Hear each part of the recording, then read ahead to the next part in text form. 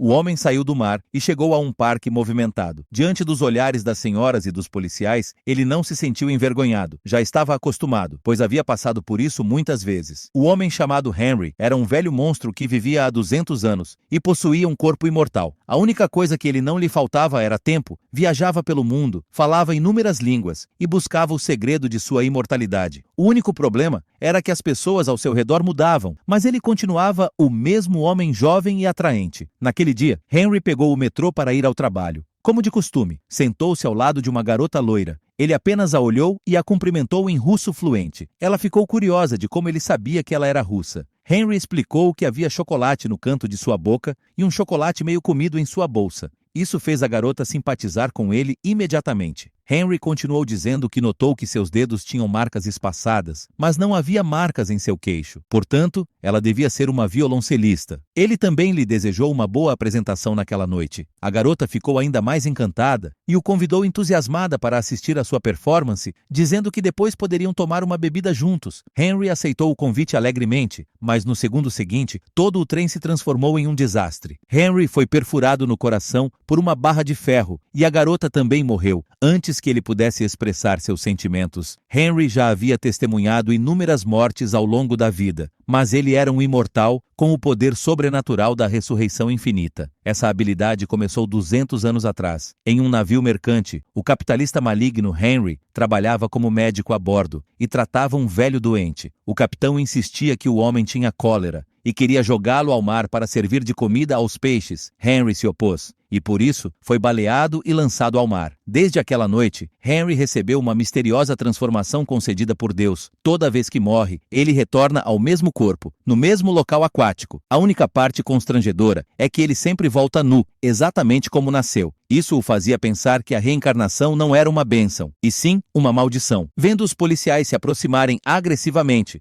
Henry tentou explicar rapidamente que não fez nada de propósito. Quando saiu da delegacia, viu seu filho Abe vindo buscá-lo, o único que conhecia seu segredo. Os dois voltaram rapidamente à loja de antiguidades de Abe Henry. Contou o que havia acontecido naquele dia. Após incontáveis experiências pessoais, Henry se tornara um verdadeiro estudioso da morte e também um excelente médico legista. Todos os dias, ele trabalhava com corpos frios no necrotério. Henry acreditava que, para compreender a morte, precisava estar onde ela mais acontecia. Enquanto isso, a detetive Joe chegou à cena do acidente. Ela encontrou um relógio de bolso no trem. Era de Henry, mas ainda não sabia quem era o dono. O chefe de Joe apareceu e disse que o legista no local acreditava que o operador havia morrido de ataque cardíaco. Por isso, o caso estava sendo tratado como um acidente, não um crime. Ele pediu a Joe que fosse ao necrotério assinar o laudo de causa da morte. Se tudo estivesse certo, o caso seria encerrado. Quando Joe entrou no necrotério, viu Henry realizando a autópsia do operador. Era a primeira vez que se encontravam. Eles começaram a trabalhar juntos. Depois que Henry abriu o externo do homem, percebeu a olho nu que algo estava errado. Ele não havia morrido de ataque cardíaco. Henry retirou um punhado de espuma espessa dos pulmões do cadáver, o que indicava edema pulmonar. Assim,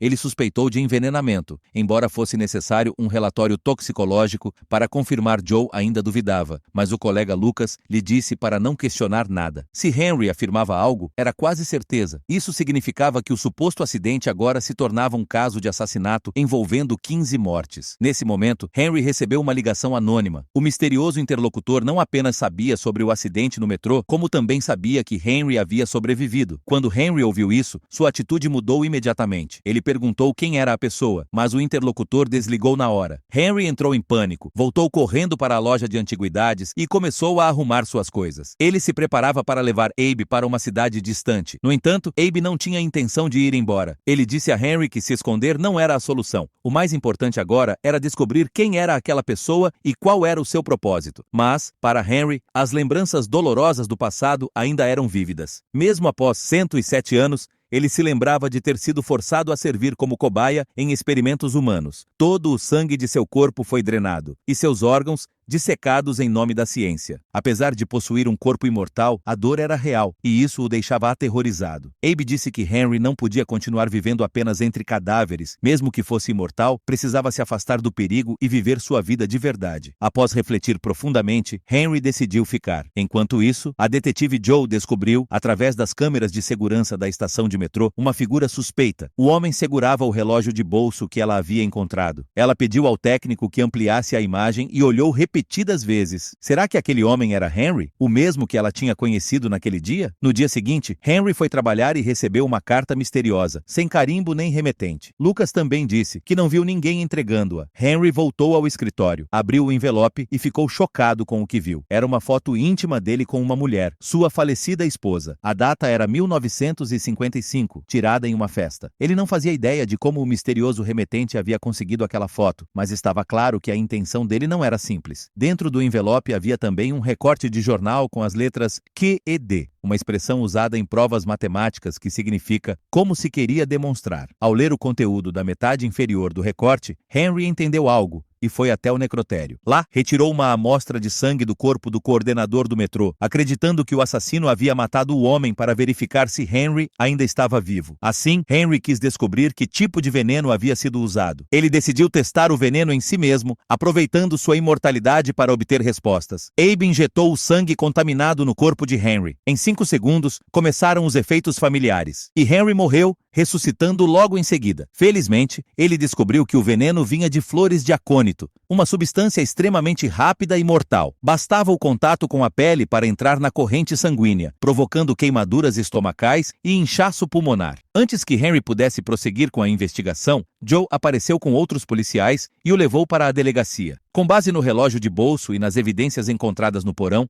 a polícia suspeitava que Henry era o assassino. Henry então explicou a Joe que havia identificado o acônito pelo efeito rápido do veneno e deduziu que o criminoso devia estar dentro do metrô no momento do acidente. Enquanto falava com entusiasmo, percebeu algo estranho, porque parecia que ele próprio havia se incriminado. Os policiais também acharam isso suspeito e o chamaram novamente para interrogatório. Henry percebeu que, durante a autópsia, poderia ter escondido a verdade sobre o envenenamento, mas não o fez. Não seria tolo o bastante para se entregar por vontade própria. Joe achou a explicação de Henry convincente. No momento, a polícia não tinha provas sólidas contra ele. Então o liberaram. Henry voltou ao necrotério e examinou novamente o corpo do coordenador com seus colegas. E, de fato, encontraram uma marca de agulha na orelha e uma impressão digital nítida ao lado, deixada claramente pelo assassino. No dia seguinte, Henry levou as provas à delegacia e pediu a Joe que investigasse as digitais o mais rápido possível. Logo encontraram o suspeito, um homem chamado Han. Mas, ao chegarem à casa dele, encontraram o local fechado e vazio. No quintal, Henry descobriu um rato morto por envenenamento. E ao lado, um cômodo cheio de plantas de acônito. Dentro da casa, havia um pequeno laboratório químico. Nesse instante, ouviram o som da porta se abrindo. Han tinha voltado.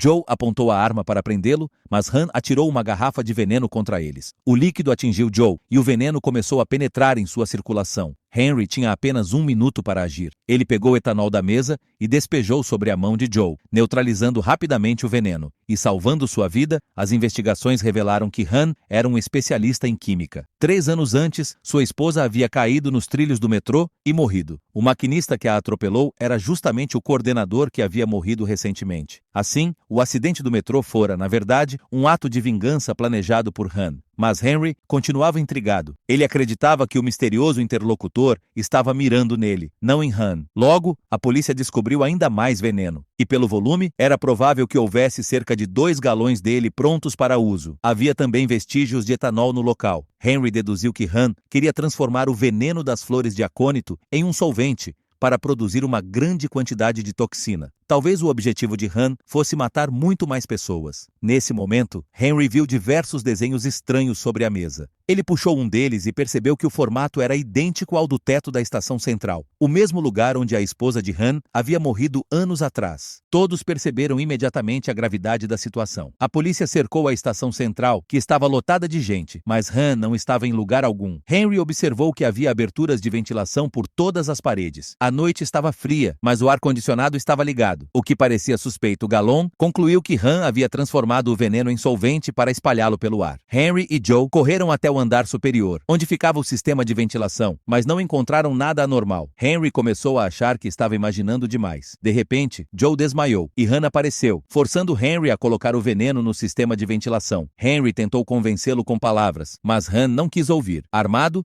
ele atirou em Henry no peito. No momento crucial, Henry reuniu forças, levantou-se e se jogou sobre Han, derrubando-o junto. Os dois caíram e morreram instantaneamente, e Henry entrou mais uma vez em seu túnel do tempo, o processo de ressurreição. Quando Joe acordou no hospital, viu um homem bonito de pé junto à janela. Era Henry. Ellie disse que ela havia sido baleada e que Hen, arrependido no último instante, havia se jogado do prédio. O veneno não chegou a ser liberado, mas Joe ainda sentia que algo estava errado. Ela lembrava vagamente de ter visto os dois abraçados e saltando juntos. Henry disse que devia ser efeito da anestesia. Nesse momento, o misterioso interlocutor ligou novamente e ele disse a Henry que eram iguais. Ambos haviam transformado a morte em algo que não podiam escolher. Compartilhavam a mesma dor, maldição e tormento. Já que não conseguiam resolver isso, deveriam ao menos buscar algum prazer juntos e serem almas gêmeas eternas. Henry, confuso, não entendia qual era o verdadeiro propósito dessa pessoa. Depois disso, Henry se despediu de Joe e foi embora. Ao sair do hospital, mergulhou em suas lembranças. Ao longo de 2 séculos, ele havia experimentado incontáveis mortes, sofrimentos e perdas. Sua única confidente fora sua esposa. Eles se conheceram durante a Segunda Guerra Mundial. Henry era médico militar e viu a mulher salvar um bebê recém-nascido em meio ao caos. Foi amor à primeira vista, e o casal criou aquela criança. O bebê salvo era Abe. Agora Abe estava velho, e Henry permanecia jovem como sempre. Depois que Joe recebeu alta, ela foi até Henry e lhe devolveu o relógio de bolso. Convidou-o também para trabalhar com ela como legista. Com a ajuda de Abe, Henry aceitou prontamente. O primeiro caso era de um homem gordo e ágil, morto com um machado. Henry abriu a boca da vítima, olhou rapidamente e declarou que morrera por acidente. O policial, confuso, perguntou se ele tinha examinado direito. Afinal, havia um machado cravado na cabeça da vítima. Joe acrescentou que havia testemunhas que ouviram o homem discutindo com o vizinho 20 minutos antes de morrer. Henry pensou por um momento e explicou tudo passo a passo. Pelas roupas, percebeu que o homem era torcedor de futebol. Provavelmente houve um jogo acalorado na noite anterior, o que Hansen confirmou. O nível de álcool no sangue da vítima estava acima do permitido, indicando que ele estava bêbado. Henry deduziu que ele confundiu uma queda de energia com um problema na antena parabólica. As marcas de piche nos joelhos mostravam que ele subira no telhado. Fragmentos de madeira entre os dentes indicavam que ele segurava um machado na boca. O telhado úmido e as folhas molhadas mostravam que ele escorregou da escada. A fratura leve na 15ª vértebra provava que ele caiu de costas, e o machado, ao cair por gravidade, acabou atingindo-o entre as sobrancelhas. Uma coincidência fatal. Assim, Henry concluiu que foi um acidente. Hansen disse que o legista já havia encerrado o exame e que eles podiam ir descansar. Mas antes de saírem, Henry os chamou de volta. Havia algo suspeito na morte de Victoria. Na noite anterior, Victoria havia gritado de dor ao telefone, pedindo que alguém atendesse. Depois, mandou o motorista acelerar, mas ao chegar à Ponte Victoria, pediu que parasse o carro imediatamente. Antes que o motorista conseguisse frear, ela abriu a porta e correu para fora. O motorista viu, horrorizado, Victoria subir no parapeito. Testemunhas ouviram um grito e logo depois,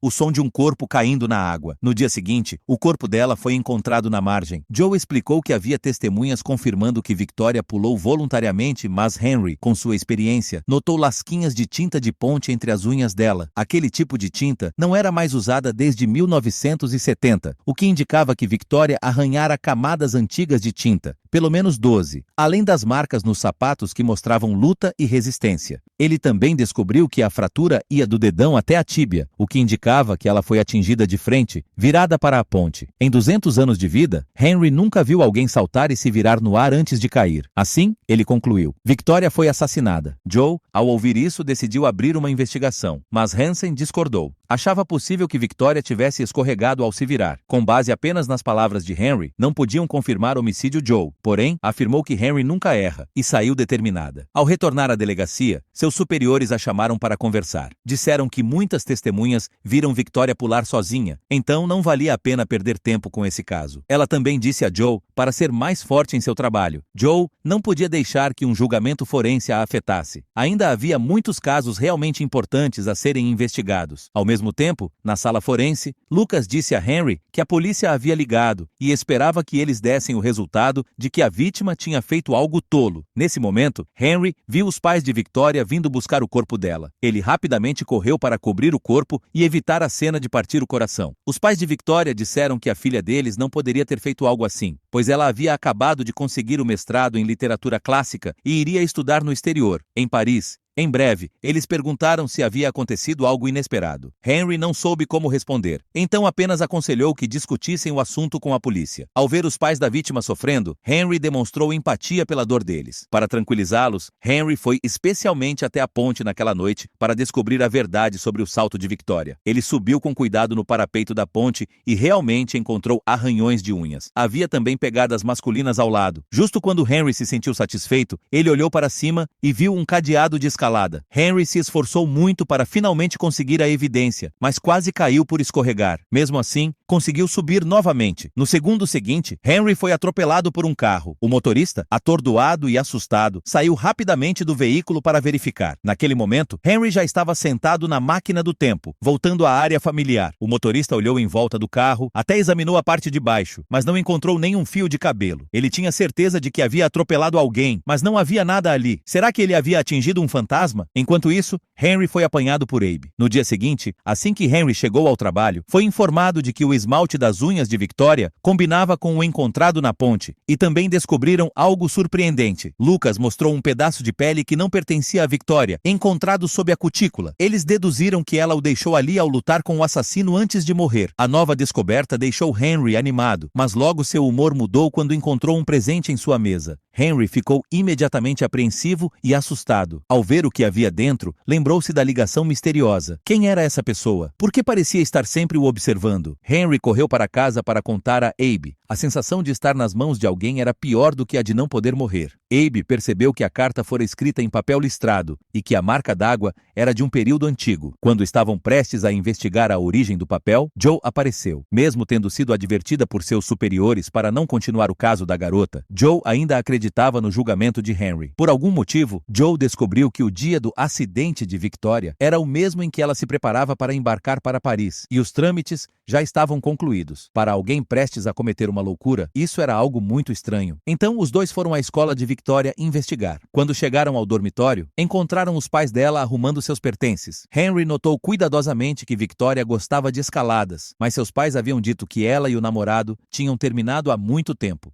Então, quem tirou a foto dela? Havia outro detalhe suspeito ali. Joe perguntou se Victoria tinha outros hobbies. O pai respondeu que não tinham muito contato, pois ela passava o dia todo escrevendo a tese e traduzindo um manuscrito antigo encontrado no Egito, junto com o professor. Naquele momento, a mãe de Victoria mostrou a Henry uma foto dela quando jovem. Henry, vendo a dor da mãe, aproximou-se e disse que descobririam logo quem tinha feito aquilo. Ao saírem, Joe ficou preocupada e disse a Henry para não prometer algo assim à mãe de Victoria. Ela investigava em segredo. Se seus superiores descobrissem, teria grandes problemas. Além disso, havia muitos casos semelhantes que permaneciam sem solução por anos. Mas para Henry, o que ele menos tinha era falta de tempo. Então, ele e Joe foram à Universidade de Victoria investigar. Pelos pais, souberam que ela vinha passando muito tempo com o professor. Os dois, acompanhados de um jovem loiro nas escadas, foram até o professor James para confirmar. O jovem elogiava o professor sem parar, mostrando grande admiração e respeito por ele. Jack digitou a senha e abriu a porta do laboratório. Quando o professor James viu Joe, interrompeu rapidamente a aula. Ao saber que estavam ali por causa de Victoria, James disse que ela era uma de suas alunas mais inteligentes. Eles estavam estudando juntos manuscritos antigos, e Victoria se mostrava profundamente fascinada pelo conteúdo. Tinham até escrito um artigo sobre o tema, prestes a ser publicado, mas infelizmente ela estava morta. As assinaturas no artigo eram de James e Victoria. Após terminar de falar, o professor colocou naturalmente a caneta na boca, e sua mão retirou o cachecol enrolado no pescoço. Henry, desconfiado, perguntou se ele fumava.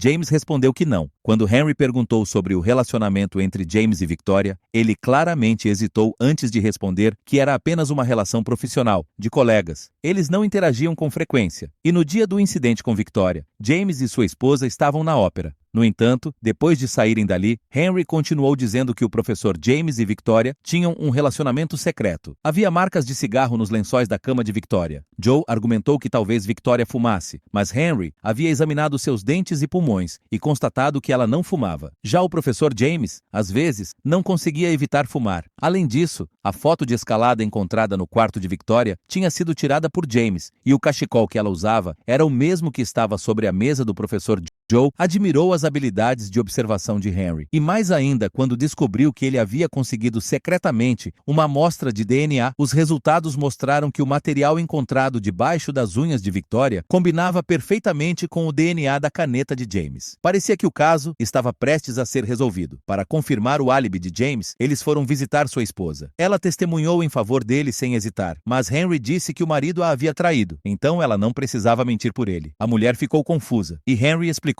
Havia 2 programas sobre a mesa, um amassado e outro novo. Isso provava que ela havia esperado por James na porta, mas ele nunca apareceu. Henry também deduziu que ela sabia do caso extraconjugal e tentava salvar o casamento, pois todas as fotos na mesa estavam cobertas de poeira, exceto uma foto recente deles quando jovens. Vendo isso, a esposa não escondeu mais. Confessou que não estava com o marido naquela noite. James foi rapidamente chamado à delegacia para interrogatório. Ele não admitiu o assassinato. Ao contrário, disse que Victoria era a mulher que mais amara em sua vida. Mas James tinha 65 anos e Victoria apenas 22. Ele afirmou que não queria desperdiçar a juventude dela, por isso decidiu terminar o relacionamento. Após ouvir isso, Henry afirmou que tudo o que James dissera era verdade e acreditava que ele não havia matado Victoria. Nesse momento, o advogado de James chegou para libertá-lo sob fiança. Ninguém esperava que isso levaria a uma tragédia ainda maior. Enquanto isso, Abe descobriu que o papel das cartas era fabricado por uma papelaria de Milão, destruída durante a Segunda Guerra Mundial. O logotipo na parte superior pertencia a um antigo hotel local chamado Mononto, fechado há 60 anos. Henry imediatamente se lembrou de 1945. Depois de uma noite com sua esposa nesse hotel, ele havia deixado uma carta e partido sozinho. Quando voltou, ela havia mudado. Não se importava mais com sua imortalidade, nem com o futuro. Ela acreditava que o sentido da vida estava na jornada, e não em quanto tempo ela durava. Que o importante era valorizar o tempo juntos. Essas palavras marcaram Henry profundamente. Desde então, ele passou a acreditar no amor de James por Victoria. James quis terminar, mas Victoria não aceitou. Alguém aproveitou isso para atraí-la até a ponte. Quando ela percebeu que não era quem esperava, tentou resistir, e Henry, ao examinar o corpo, forçou a boca de Victoria e encontrou um pedaço de pele humana. Henry pediu que Lucas comparasse o tecido com o de James. Mas, antes que o resultado saísse, Joe chegou com uma notícia terrível. O corpo de James havia sido encontrado. A polícia acreditava em suicídio, já que alunos o descreveram como deprimido e havia um bilhete sobre a mesa. Henry, ao examinar a cena, afirmou que James fora assassinado. Todos ficaram céticos, mas Henry explicou. Alguém havia injetado sedativo em James, e o corte no pulso ia de dentro para fora. Suicidas cortam de fora para dentro. Além disso, o assassino era canhoto. Joe perguntou como ele sabia, e Henry respondeu que as letras do bilhete estavam inclinadas para trás e que havia um erro de vocabulário que James jamais cometeria. Então declarou o local uma cena de crime e ordenou que verificassem todas as câmeras de segurança das últimas 2 horas. Descobriram que a esposa de James estivera lá. Henry também notou que a tese de James havia sido rasgada, e isso o fez suspeitar de algo. Logo, alguém invadiu o laboratório de James. Era Jack. Quando ele tentou acessar o computador, Henry o interrompeu. Fingindo calma, Jack disse que estava ajudando a publicar o artigo, mas Henry percebeu seu nervosismo. Observou também que Jack era canhoto, embora digitasse com a direita para disfarçar. Quando James decidiu escrever a tese com Victoria, Jack ficou magoado por seu nome não estar incluído. Então, ligou para Victoria, fingindo que iria se jogar da ponte, sabendo que ela, bondosa, viria detê-lo. Assim, aproveitou para matá-la. Jack negou tudo, mas Henry o pressionou, dizendo que ele havia forjado o suicídio de James para encobrir o crime e herdar o crédito da tese. Vendo-se descoberto, Jack deixou de fingir e sacou um estilete, dominando Henry de surpresa. Embora fosse imortal, Henry se apavorou ao ver a câmera de segurança acima. Se morresse ali, seu segredo seria revelado. Os dois lutaram, e Anna, que observava pelas câmeras, enviou a equipe a tempo de prender Jack. Henry sofreu apenas ferimentos leves. Pela primeira vez, ele sentiu verdadeiro medo da morte. O caso de Victoria finalmente foi resolvido. Henry entregou pessoalmente os pertences dela aos pais, esperando que o tempo curasse a dor. Ao voltar para casa, pensou em sua esposa. Ele sabia que ninguém mais podia morrer e voltar, mas ainda tinha Abe ao seu lado, e isso o consolava. Nesse momento, Henry recebeu uma ligação do misterioso homem, que parecia saber tudo sobre ele. Henry ainda não compreendia suas intenções, mas sabia que esse homem vivia há mais de 2000 anos. Henry quis encontrá-lo, mas o homem recusou e desligou. Henry não imaginava que, naquele exato instante, o misterioso homem estava a menos de 10 metros de distância. David acabava de sair de um táxi quando sua pasta foi roubada. Em vez de chamar a polícia, ele correu atrás do ladrão e, em segundos, o derrubou no chão. O jovem ladrão implorou para que ele parasse, mas, de repente, o corpo de David perdeu o controle. Ele tremeu violentamente, sangrou pelo nariz e caiu inconsciente. A morte de David pareceu estranha e seu corpo foi levado para o exame forense. Joe também prendeu o ladrão, pois não havia hematomas nem ferimentos em David, exceto leves marcas nos nós dos dedos. Sua densidade óssea era de um homem jovem. O único sinal anormal estava no cérebro. Henry encontrou placas amiloides típicas de doenças como Alzheimer, Parkinson e Huntington. Além disso, havia uma substância desconhecida no estômago com cheiro de baunilha artificial. Logo depois, Lucas avisou que o filho de David havia chegado para reclamar o corpo. Mark contou que, há muitos anos, David viajava todas as noites de trem do interior até visitar sua mãe. Mas, há 2 anos, depois que a mãe de Mark faleceu, David parecia ter se tornado uma pessoa diferente e se esquecido deles. Para aliviar essa cena triste, Joe pediu para ver a maleta de David. Com a permissão de Mark, eles a abriram. Dentro havia uma foto de uma mulher. Era a mãe de Mark. Além disso, Joe descobriu um misterioso cartão de visitas sem endereço nem informações de contato. Havia apenas a imagem de uma cobra mordendo o próprio rabo, símbolo da eternidade. Eles não tinham certeza se isso estava relacionado ao corpo incomum de David. Para resolver essa dúvida, Joe e Henry foram até o local onde David havia sofrido o acidente. Eles perceberam que o ambiente não era nada adequado para um senhor que detestava a cidade. Enquanto tentavam entender, viram uma senhora descendo de um carro de luxo. Quando ela saiu discretamente, os dois a seguiram silenciosamente. Então descobriram o mesmo símbolo da cobra numa porta com sistema antifurto. Parecia ser o lugar misterioso indicado no cartão. Quando abriram a porta, ficaram surpresos. Era uma clínica luxuosamente decorada. Um vídeo promocional passava na tela. Você quer viver para sempre? Ao ouvir isso, Henry ficou ainda mais desconfiado sobre o que estavam fazendo ali. Em seguida, os dois foram visitar o Dr. Gartner. Quando Henry perguntou sobre o principal ingrediente do medicamento, ele se recusou a responder, dizendo que era segredo de patente, mas garantiu que o elixir do rejuvenescimento era completamente inofensivo, tanto que ele mesmo o tomava todos os dias. Joe planejava levar uma amostra para análise, mas Gartner explicou que a demanda era enorme, com clientes fazendo fila desde a América até a África Central, e que nada poderia fazer sem um mandado judicial, sem alternativas. Os dois estavam prestes a sair quando Henry viu novamente a senhora de antes entrando no local. Ele então bolou um plano. Aproximou-se dela usando seu charme, ganhou sua confiança e, com um pequeno truque, conseguiu pegar uma amostra do elixir. Enquanto isso,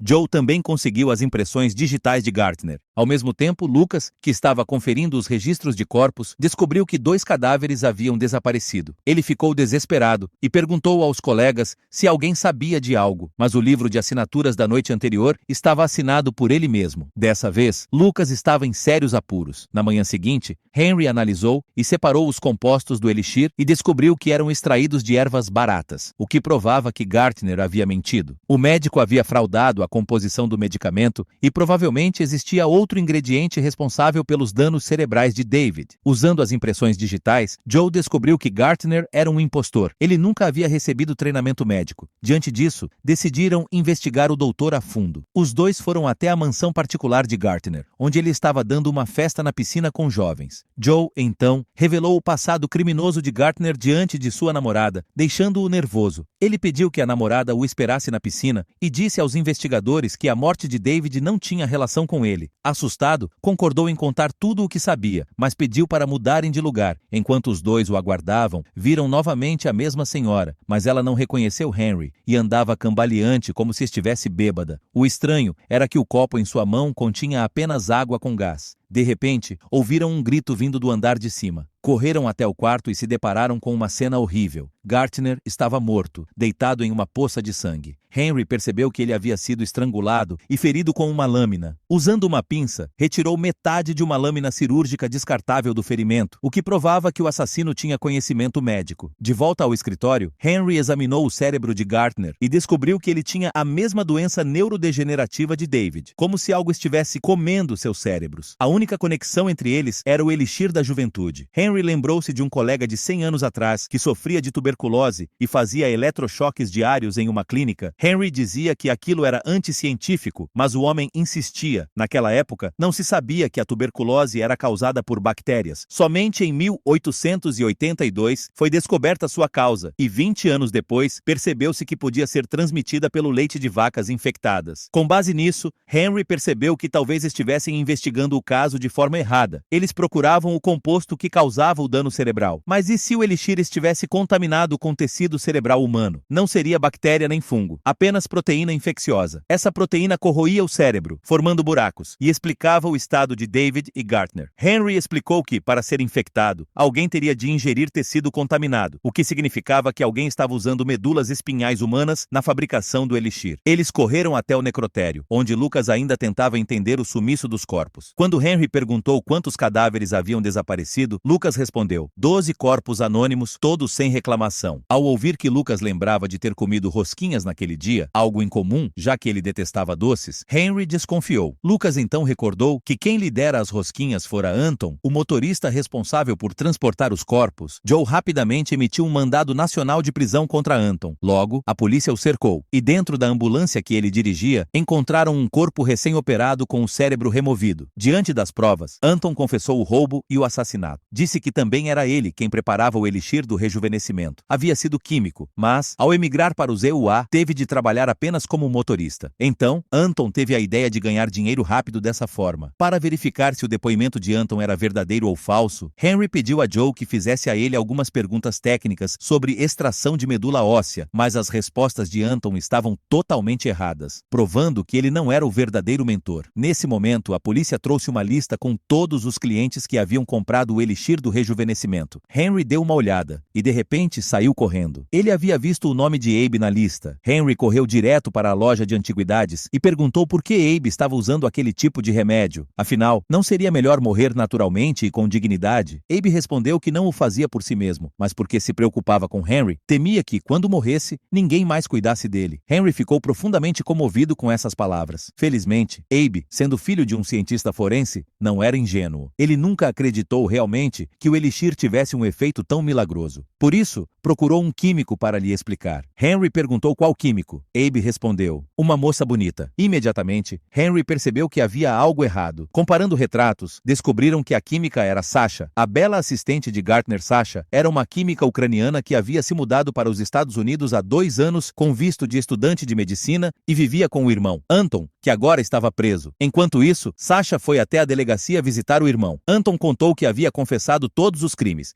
e pediu para ela vender rapidamente o restante dos frascos do elixir e fugir com o dinheiro. Sasha, embora triste, obedeceu ao irmão e partiu com o coração pesado. Porém, quando tentava escapar pela estação de metrô Obached, foi interceptada por Abe, que discretamente ligou para Henry. Assim que descobriram seu paradeiro, os dois correram até lá. Sasha contou que Anton havia feito tudo por ela e que eles apenas tiveram medo, sem querer realmente que pessoas inocentes morressem. Quando o metrô se aproximava, Sasha tentou se jogar nos trilhos, mas Henry correu e a segurou nos braços, impedindo-a. Assim, o caso finalmente chegou ao fim. Os demais suspeitos foram salvos a tempo, e nenhum outro acidente ocorreu. Algum tempo depois, um casal de recém-casados estava procurando uma casa para morar. O corretor os levou a um bairro antigo, dizendo que um grande investidor estava prestes a comprar a área para reconstrução e que, portanto, o imóvel era um ótimo negócio. Mas assim que entraram na casa, sentiram um cheiro forte e desagradável. Pouco depois, testemunharam uma cena horrível. Havia um cadáver em decomposição no chão, cheio de ferimentos e marcas de agulhas. Joe e Henry chegaram rapidamente ao local. Aquela região era conhecida por abrigar viciados e sem teto, e quase toda semana ocorriam assassinatos. O rosto da vítima havia sido roído por ratos, tornando impossível identificá-lo. O corpo foi levado ao departamento forense. Durante a autópsia, Henry notou algo estranho. O veneno não havia entrado na corrente sanguínea, mas estava concentrado nos músculos, indicando que a vítima fora injetada após a morte. Logo depois, Lucas chegou com novas informações. A vítima se chamava Ron, era personal trainer e havia sido assassinado agora. Restava aguardar o laudo toxicológico para determinar o responsável. A namorada de Ron apareceu para reconhecer o corpo. Eles planejavam se casar na primavera seguinte. Ela confirmou que Ron não usava drogas. Embora tivesse ficha criminal, vinha tentando reconstruir a vida. Joe perguntou se ele havia agido de forma estranha no último encontro. Ela lembrou que, ao sair de casa naquela noite, Ron discutia com alguém ao telefone, mas não sabia quem era. Depois disso, ele desapareceu Henry e Joe foram até a academia onde Ron trabalhava. O colega Joan disse que não o via havia 4 dias, algo muito incomum, já que Ron nunca faltava às atividades voluntárias. A última vez que o vira fora às 21 horas, 4 dias antes, quando estava fechando a academia, lembrava-se claramente por causa do horário. Quando perguntaram se Ron tinha algum conflito com alguém, Joan respondeu que talvez com Tommy, um construtor e empresário imobiliário que havia comprado metade do bairro antigo, incluindo a academia. Henry perguntou sobre um ferimento no canto do olho de Tommy, e Joan disse que ele o havia feito ensinando boxe às crianças. Depois, Henry e Joe foram a um mercadinho local, que funcionava como banco, correio e supermercado. Vendo os operários asfaltando uma rua de borracha, Henry lembrou-se dos sapatos de Ron e deduziu que o corpo fora deixado perto daquele local, a uma distância pequena o bastante para o assassino carregá-lo até o apartamento. Ao mesmo tempo, Joe descobriu que o celular de Ron ainda estava ligado em algum ponto próximo, indicando que a cena do crime original era ali mesmo. Joe ligou para o número de Ron e o chão começou a vibrar levemente. Após algumas buscas, Henry encontrou o telefone enterrado. O histórico de chamadas mostrava que a última ligação fora para Tommy. Tommy foi então convocado para depor. Ele negou conhecer Ron e disse que recebia ligações de ódio todos os dias, sem saber de onde vinham.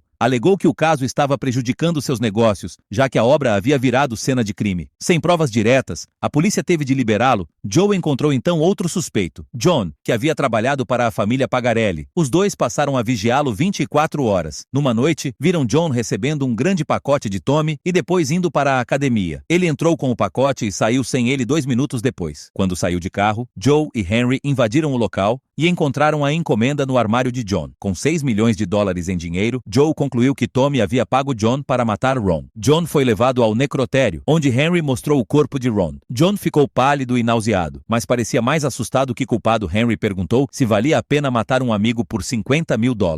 John negou saber do que estavam falando. No entanto, o exame mostrou que a pele sob o anel de Ron correspondia ao DNA de John, mas ele continuava negando. Henry percebeu que ele dizia a verdade. O único que sabia que Ron pretendia sabotar o negócio era Tommy. No dia seguinte, sob vigilância policial, John se encontrou com Tommy. John perguntou por que ele havia matado Ron. Tommy pensou que John estava apenas insatisfeito com o pagamento, mas não confessou nada. Nesse instante, Henry viu um garoto jogando tênis e se aproximou. Perguntou se ele conhecia Ron. O menino sorriu, prestes a responder, mas de repente virou-se assustado e saiu correndo, sem dizer nada. Henry olhou para trás e viu John encostado em um carro do outro lado da rua. Quando Henry se virou em dúvida, viu informações mais importantes. A sombra na parede era exatamente a mesma do quarto onde Ron foi assassinado. Portanto, Henry teve certeza de que o garoto definitivamente sabia quem era o assassino. Ao pensar em como o viu fugir assustado, Henry de repente percebeu que o menino poderia estar em perigo. Eles seguiram na direção em que o garoto havia corrido, mas só encontraram a bicicleta jogada ao lado da estrada. Foi então que os dois perceberam que havia algo errado. Henry pensou em como o garoto havia ficado assustado com John em frente à mercearia há pouco tempo, a menos que o menino tivesse visto algo diferente naquele momento. Agora, a mercearia estava com uma placa dizendo que estava fechada. Isso aumentou ainda mais as suspeitas do chefe. Joe usou a desculpa de sentir cheiro de fumaça e correu para dentro da mercearia. Assim que entrou, Henry descobriu a bola de tênis do garoto. Nesse momento, o dono estava ameaçando o menino no porão. Quando estava prestes a matá-lo para silenciá-lo, Henry invadiu o local. O garoto finalmente ficou fora de perigo. O dono fugiu pelo túnel e saiu para a rua. Henry o perseguiu de perto. Inesperadamente, o homem, prestes a morrer, mencionou o nome de Tommy. A única pista concreta foi cortada. Joe achou que ele merecia o que aconteceu por aceitar subornos e prejudicar pessoas inocentes. Henry sentia que ele era apenas um peão manipulado por outros. O verdadeiro criminoso ainda estava à solta, mas aquele pagou com a vida. Felizmente, um membro do conselho comercial local confessou o suborno de Tommy. Além disso, depois do que aconteceu com Ron, os moradores próximos não quiseram mais vender suas terras. Assim, a academia foi preservada e as crianças pobres continuaram tendo um lugar para descansar e se divertir. Isso também reflete a desigualdade entre ricos e pobres na sociedade real. Os feridos são sempre os pobres. Gloria era a esposa de uma família prestigiada, que havia doado generosamente inúmeras pinturas famosas ao museu por muitos anos. O prefeito organizou especialmente uma festa beneficente para agradecê-la. Todos os ricos e nobres compareceram, mas Gloria sempre teve uma língua afiada. Nem mesmo seu falecido marido escapava de suas críticas impiedosas. Suas palavras cortantes deixaram o salão em silêncio, o que desagradou muitos convidados. No auge da festa, Glória foi encontrada morta em um corredor frio. Embora a polícia tenha isolado o local imediatamente, vários altos funcionários que foram ver a cena acabaram prejudicando a investigação. Depois, Lucas levou o corpo de Glória ao necrotério. Sua pelvis e coluna estavam claramente fraturadas. Havia entre 20 e 30 hematomas grandes e pequenos espalhados pelo corpo, inclusive nas mãos e antebraços. Assim, concluíram que Glória havia sido assassinada. Glória era a única descendente viva da família Carnegie, fundadora da indústria do aço em Nova York. Todos conheciam a riqueza e o poder daquela família. Nesse momento, uma bela jovem estava sentada na sala de chá do departamento de perícia. Quando Lucas foi servir café e a viu, ficou imediatamente fascinado. Ele se apresentou como o médico legista responsável pela cena do crime de Glória. Sem desconfiar, Lucas contou tudo o que sabia. Quando tentou se aproximar da garota, ela apenas pegou sua bolsa e se preparou para sair. Antes de ir embora, fez uma ligação misteriosa. Na manhã seguinte, a notícia do assassinato de Glória estava na primeira página dos jornais. O filho de Glória, Conrad, apareceu furioso no gabinete do chefe de polícia, acusando-os de vazarem o caso e afetarem a reputação da família. Henry também suspeitou que alguém havia falado demais. Nesse momento, Lucas apareceu dizendo que havia cometido um erro e até preparou sua carta de demissão. Mas Henry o interrompeu antes que ele dissesse mais bobagens. Henry mandou Lucas voltar ao escritório e não comentar o assunto com ninguém. Depois, assumiu a culpa por ele, mas Conrad não aceitou o pedido de desculpas. Por causa disso, ele tirou de Henry o acesso ao corpo de Glória. Joe tentou animá-lo, dizendo que mesmo sem acesso ao corpo, isso não significava que não pudessem investigar juntos. O único problema era que precisavam ir ao museu. Ao ouvir isso, Henry hesitou, mas decidiu ir mesmo assim. Queria que Glória descansasse em paz. Quando chegou à porta do museu, Henry não pôde deixar de relembrar o passado. Ele e sua esposa haviam viajado uma longa distância para visitar aquele lugar, mas por não terem um novo convite, foram barrados na entrada. Não se sabe o que Henry disse na época, mas isso fez com que os deixassem entrar. Foi assim que ele conheceu Glória pela primeira vez. O interior ainda era tão esplêndido quanto antes. Apenas as pessoas de outrora não estavam mais lá. Joe o chamou de volta à realidade, e Henry olhou atentamente uma fotografia onde encontrou uma pista. Seguindo a direção dos rastros, ele deduziu que Glória havia rastejado até ali. O ponto de partida era a escadaria em espiral. Henry concluiu que Glória havia sido empurrada escada abaixo. Gravemente ferida, ela certamente não conseguia se mover, mas alguém a forçou a rastejar. Depois de percorrer 3 metros dentro da galeria, ela morreu de exaustão. Assim, Henry acreditava que havia outra pessoa presente naquele momento. Nesse instante, Joe recebeu uma ligação de um colega. As câmeras de segurança mostraram que, após Glória sair da sala, um homem a seguiu até o lado leste da galeria. Ele se esgueirou por trás do segurança e passou despercebido. Esse homem era Lance, o namorado da sobrinha de Glória. A polícia rapidamente levou Lance para interrogatório. Lance era um garoto pobre dos subúrbios. Hansen encontrou um anel de diamante de $30 mil